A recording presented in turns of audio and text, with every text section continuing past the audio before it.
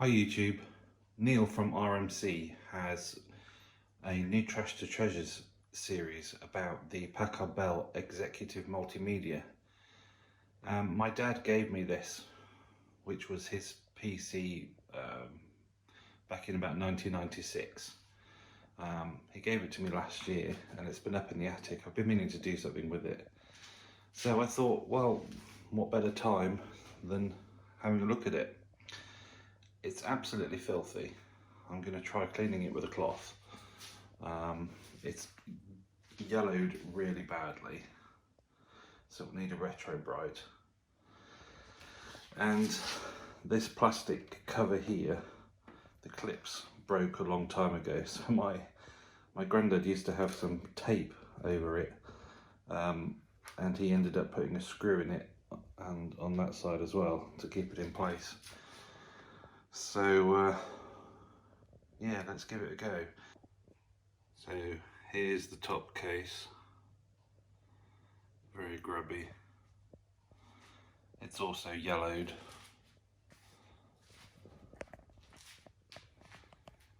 And here along the side. So let's give it a bit of a clean and see what we can do with it. So I managed to clean the top of it as best as I can, also around the sides and the front.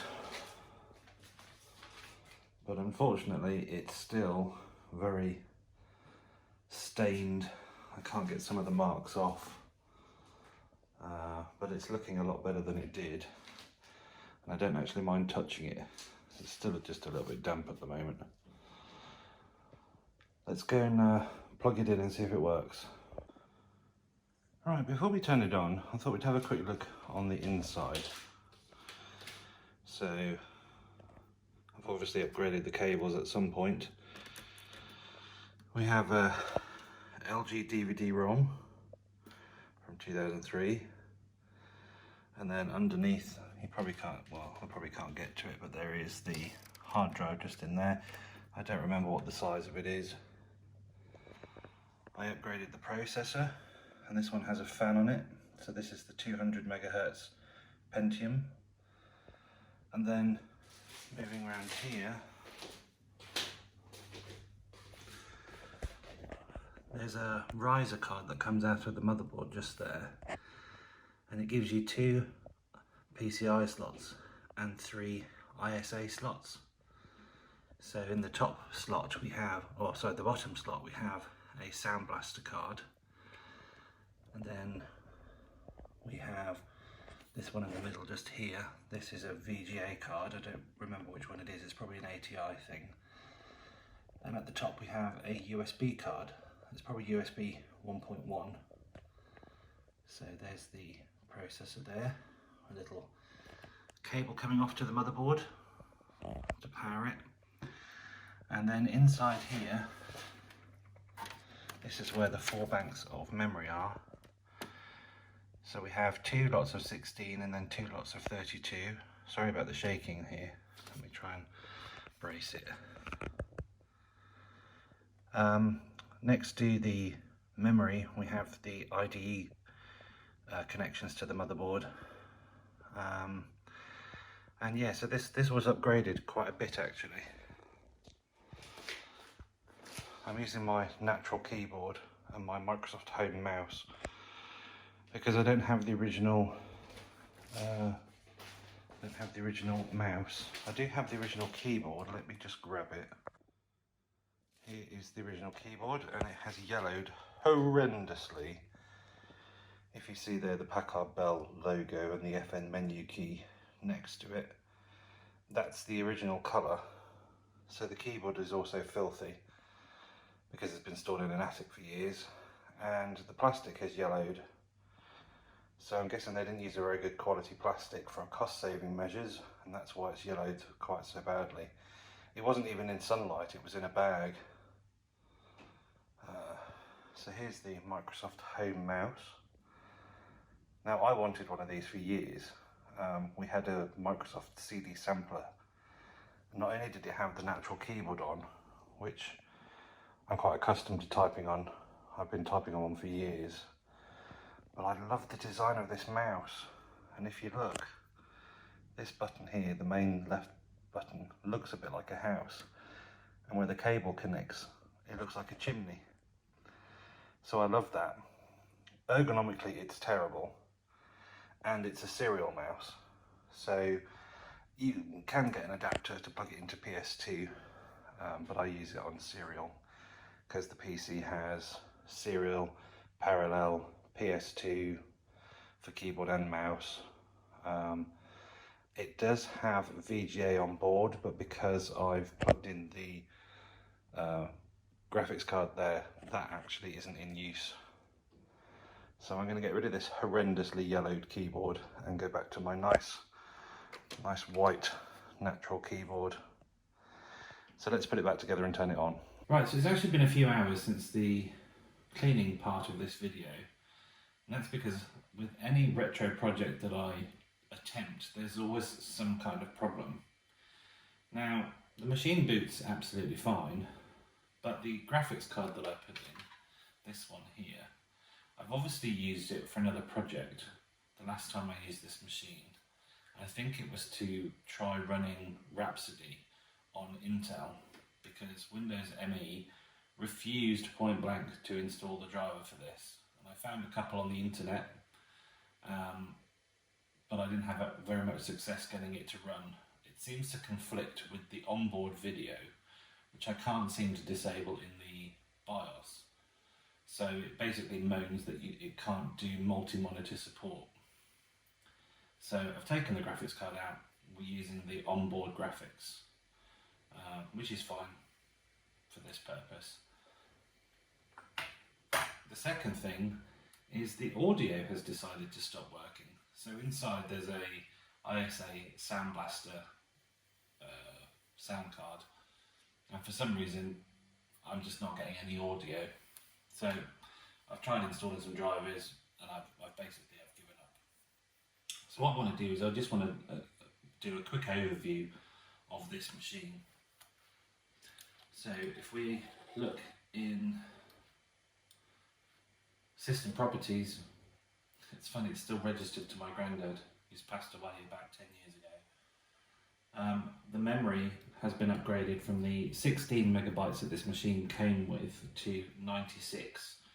So I think I must have upgraded the memory from 16 to 32 at some point, and then added an additional 32 meg sticks of memory to give us 96 megs. If we run dxdiag,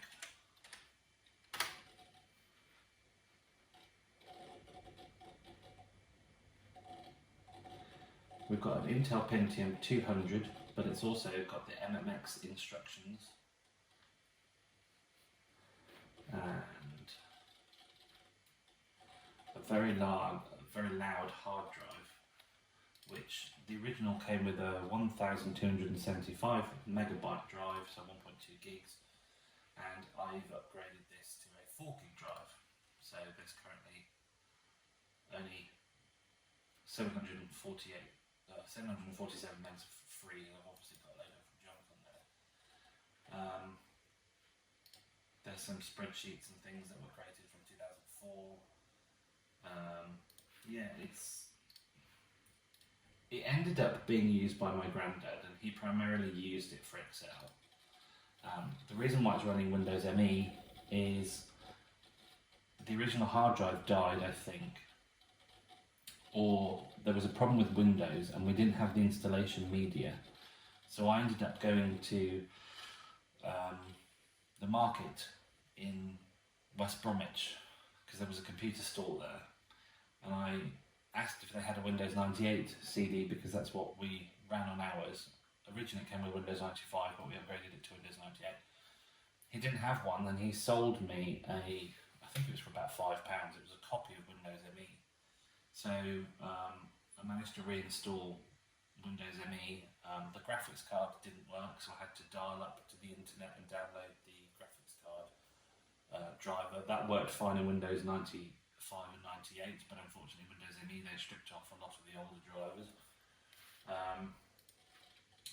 But yeah, so my granddad literally just used to use it for writing letters to the council. There's a letter in here that my granddad sent to the local council because my nan had had an accident at a bus stop. Let's see if I can find that one.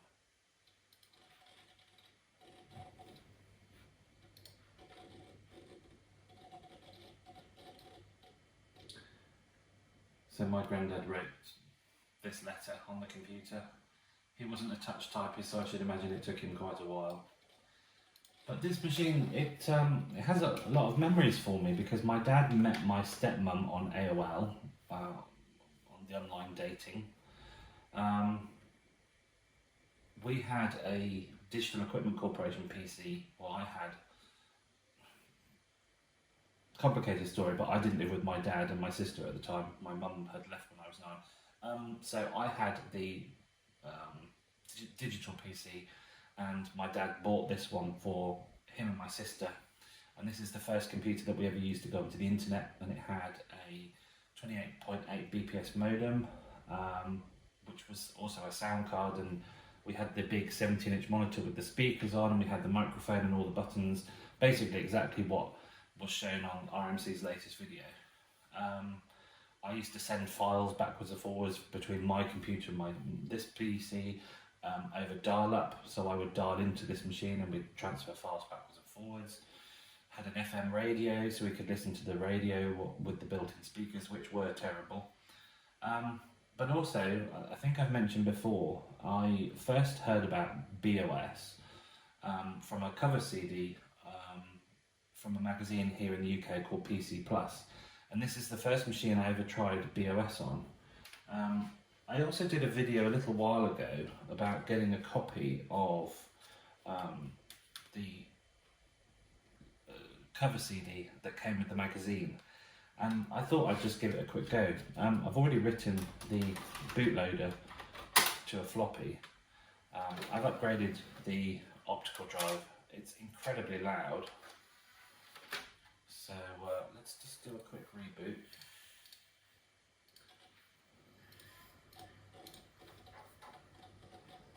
And hopefully this should boot off CD, boot off the floppy and then boot off the CD, and we should get to see what BOS looked like on the first machine I ever tried it on. Now, the sound card on board, well, the modem sound card combo, I didn't get any audio out of BOS because of it didn't have any drivers for that. But it did support the onboard graphics. So here we have the B bootloader.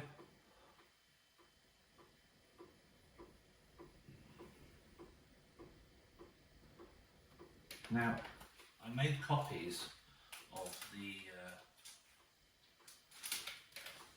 the live CD. So I've got a BOS 4, which is the first one I used, and then we've got 4.5, and we used, I used to use these all the time. In the previous video, I demonstrated, you're going to have to shout now because the CD's just kicked in. I demonstrated a unique feature of the live CD, which was creating a floppy disk that you could store your preferences on. So although it's a live CD, you can actually make changes to the desktop, change the way the icons look, and when you next boot off the CD, it will remember those preferences.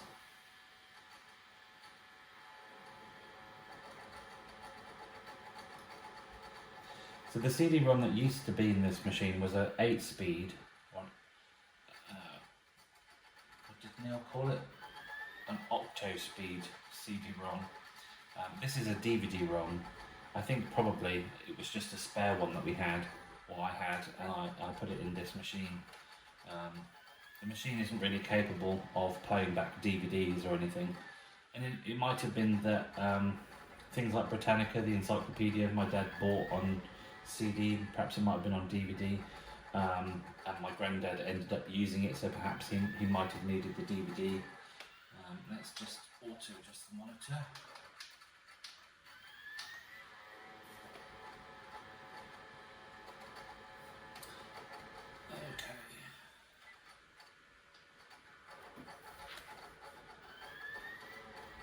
So it supports the serial mouse, it supports the keyboard.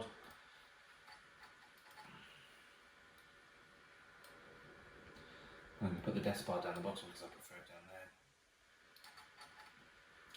And if we go to about BOS, we can see that it's running on a Pentium MMX at 200 megahertz. Let's mount the internal hard drive. There we go. So what I've just done is I've managed to mount the Windows partition there. I might see if I can take a screenshot.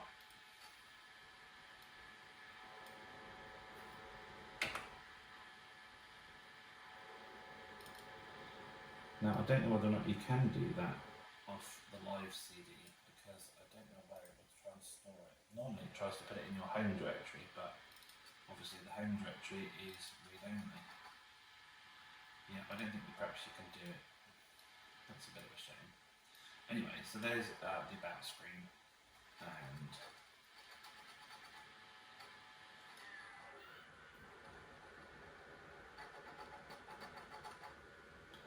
we open up Pulse. There we go. Pentium MMX 200. And of course we have to open up GLT-POP. So the graphics card in this machine is a 1 meg Cirrus Logic something or other. I think it only has 1 meg of video memory. So 800 by 600 in thousands of colours is probably about the best you're going to get. But after playing around with the live CD the last time, I remember changing the resolution, locked the machine up. So I'm not going to try that today. There's no form of 3D hardware acceleration at all, so this has all been rendered by the CPU, which is why if we put it at this size we get terrible frame rates. I don't know what colour depth we're in at the moment, but it might not be particularly high. Display, screen. Yeah, so we're in 256 colours. So what I'm going to do is I'm going to restart.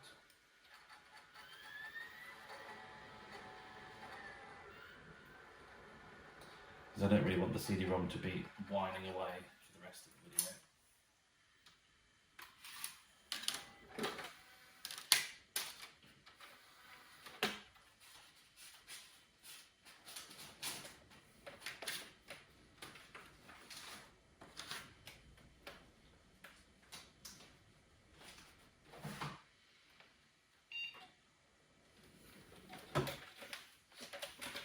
What I did find inside the machine was this PCI compact flash card adapter, and on this 4 gig compact flash card is an installation of Rhapsody,